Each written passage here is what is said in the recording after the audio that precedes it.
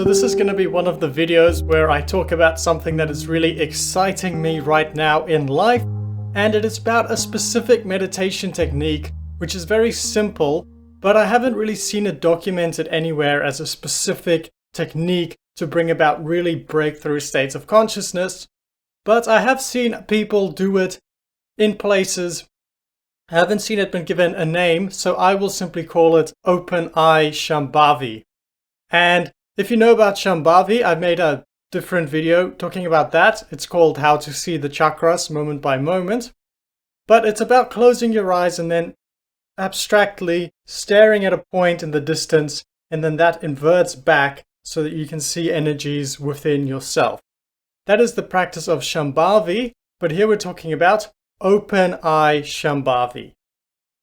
And the first time I sort of came across this technique was when I went to a Zen monastery here in Western Australia, and I knew a little bit about Zen, maybe you do too, and they've got a very militaristic, not too warm and not too friendly towards outsiders.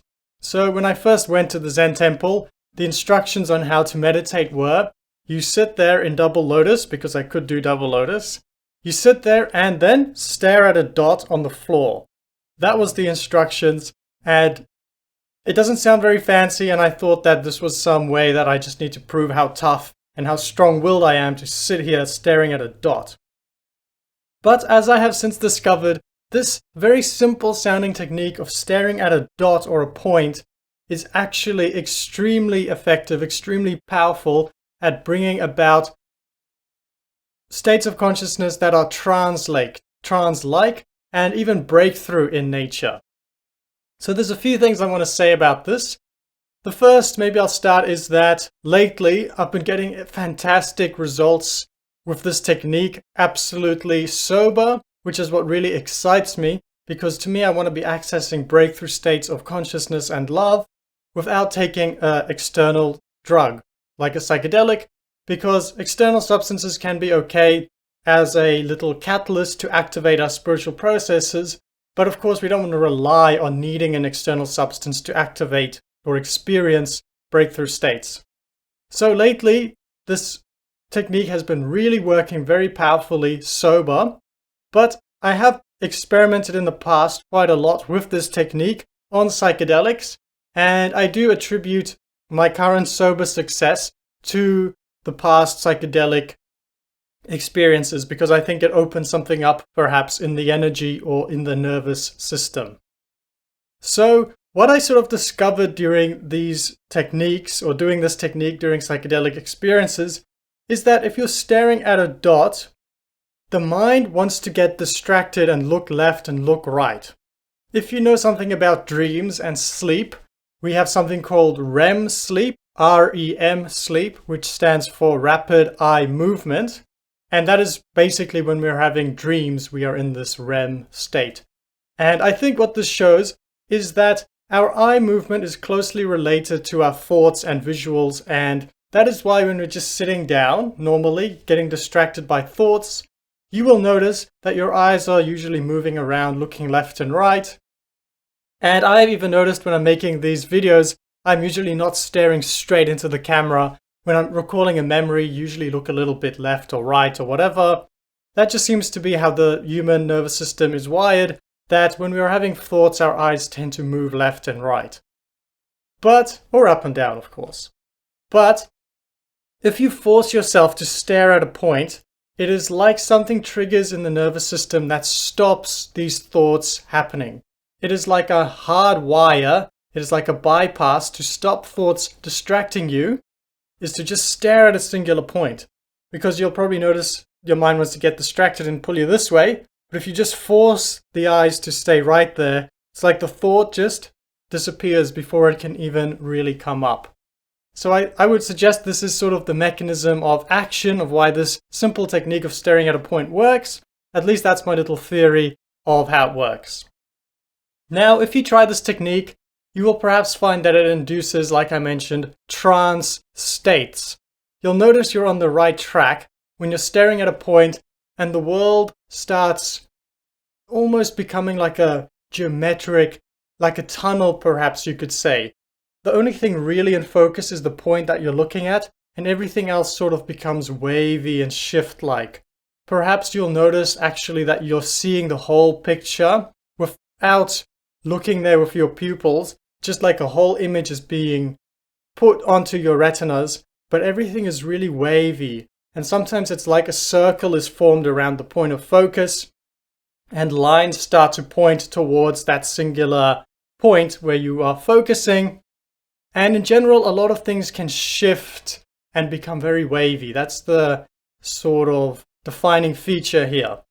If you're meditating in the outdoors, you might notice that the grass pops out, and then a moment later, the grass sort of disappears from your visual field and the sky lights up. So there's all those wavy aspects to your visual field, but at all times you're just focusing at that singular point, and all these interesting wavy geometrical things can happen around the singular point.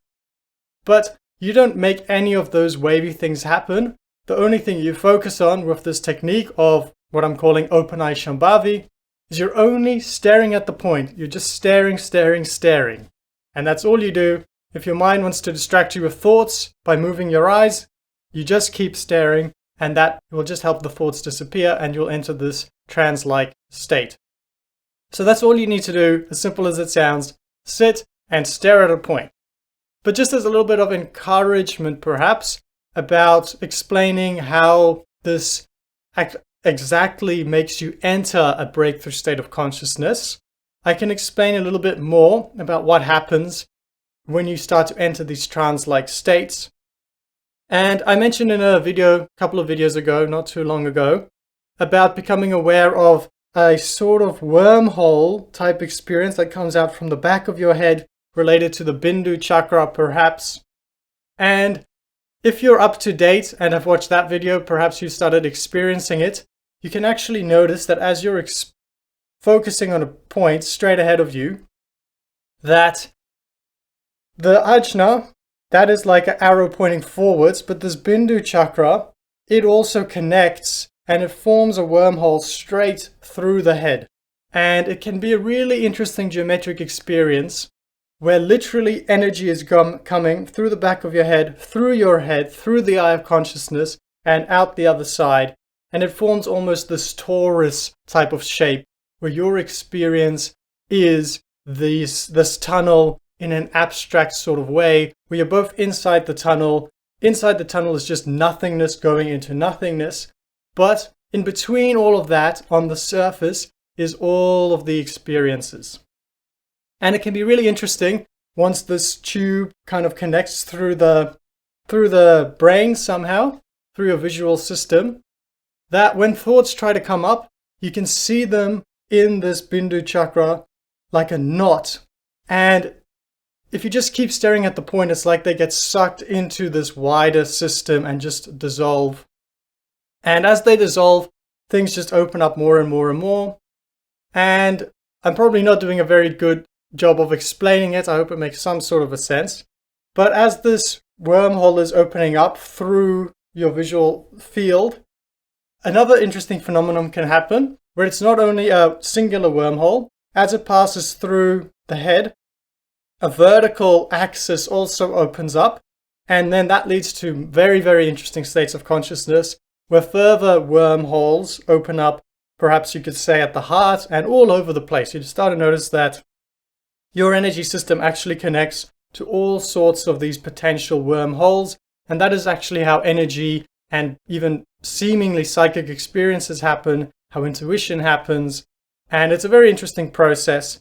If you have seen a door J or a double door J before in the Tibetan Buddhist tradition, it's an experience very similar like that, where these points start to open up in all sorts of wormhole directions. And it doesn't feel like an imagination, it's a subjective experience of your internal system opening up to the outside. And I like to do this staring at a tree or at least in a park somewhere. Once you enter these trance-like states, where this tunnel is nicely formed open, it's created a vertical axis and even the heart is opening up, the boundary between inside and outside really dissolves to a level where it's not an abstract idea, it's just the actual perception that there's no real difference between you and the trees. So what I mean by that is you can feel your own heart beating and your own breathing. That flow of nature is the exact same flow of nature that is causing the trees to move in the wind. As fancy as that sounds, it just becomes a very direct experience, and logically that does make sense, of course. The forces making you breathe and making your heart beat, it's the same forces of nature that's making the trees move in the wind. Okay?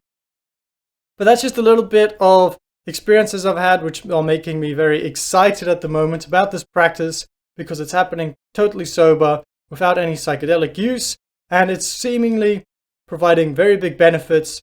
The levels of ecstasy and unity consciousness as well are amazing. It's the type of thing that makes you excited to live, excited to just be, excited to wake up the next morning. Really ecstatic states of consciousness that are extremely beautiful, extremely wholesome. Also very strong aspects of Kundalini there, because the flow of nature becomes very snake-like, very natural. It's not like you're forcing anything. Everything just dissolves into the natural flow of nature.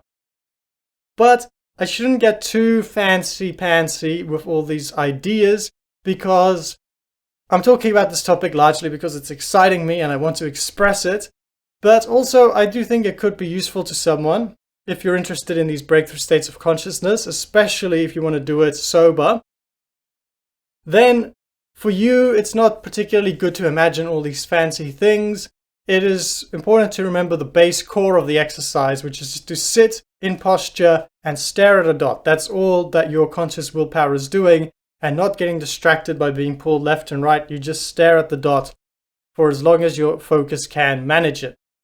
But just a little bit of tips perhaps, or at least advice that works for me, is to sit in Siddhasana, which is just a simple posture. If you want, you can sit in double lotus as well, but I find Siddhasana works really well.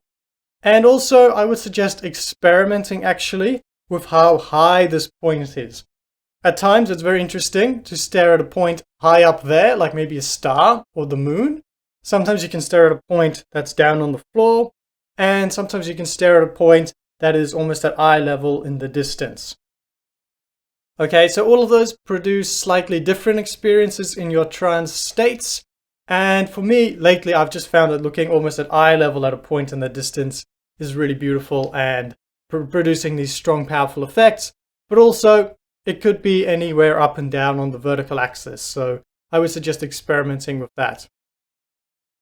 Also, I wanted to add as a little comment, us Westerners in general, you could say white people, but it's more a cultural thing. If we want to be nice and compliment Westerners ourselves, we could say that we work smart, which is why we sometimes take psychedelics, because psychedelics can help open us up to these breakthrough states of consciousness. And for me personally, I think that doing this staring exercise on psychedelics has helped me unlock the ability as well during sober states. So if we want to be nice towards ourselves, we can say that we work smart. But at the same time, you can see the same information and say that Westerners are quite lazy. If you compare us to perhaps Japanese monks, Zen monks, or just Asians in general, their culture is a lot more hardcore, which you could look at as being too stubborn or too hard-nosed. But at the same time, those guys will not be afraid to sit down in posture and stare at a dot for 12 hours a day if that's what they think needs doing. Whereas us Westerners, we are too lazy or weak, perhaps you could say, to do that. It's easy to just pop a pill and have interesting things happen. But that's really just the message I want to get across, is that I think this is accessible to anyone, but we need to just have that willpower, not be too lazy, be a bit strong-willed, strong-minded, and actually just stare at a dot for hours on end. It's really, really effective, but we need to actually do it. It's all nice and well to work smart, but we can work smart and work hard at the same time, okay? Now, I want to finish this topic on a little secret that I haven't mentioned as of yet. And I think that staring at a dot can be useful for anyone. But for me, I think if I was to guess or estimate, that the reason I'm having these really big shifts in consciousness from the practice is because I'm combining it with the Kachari Mudra and pranayama breathing in stage 4, as they call it, of Kachari Mudra. If you're interested, you can go research that on the internet, do some Googling and look on AYP's site. But I would just do 2 or 3 minutes of that and then enter this staring at a dot stage. And I think that does really help. My guess would be that anyone that stares at a dot can access LSD levels of trance states just by staring and letting your visual system shift and perhaps engaging the back of the head. But if you're doing the Kachari Mudra, then it opens up spaces that are really honestly equivalent to DMT, because the boundaries of inside and outside just melt and you become unity with everything.